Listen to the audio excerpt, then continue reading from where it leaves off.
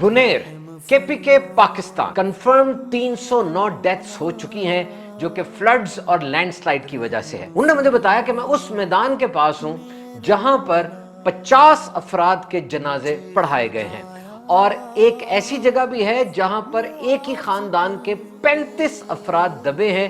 24 की लाशें मिल चुकी हैं और पूरे खानदान से सिर्फ एक फर्द वो जिंदा बचा है।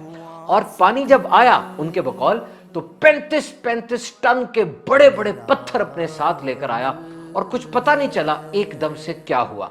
बुनेर के एक रहायशी का कहना यह भी है कि मैंने एकदम से गड़गड़ाहट की आवाज सुनी, मैं घर से बाहर आया, मैं हैरान रह गया। ऐसे लगता था जैसे पहाड़ अपनी जगह से सिरक रहा है और पानी की बोझ से जमीन कांप रही थी।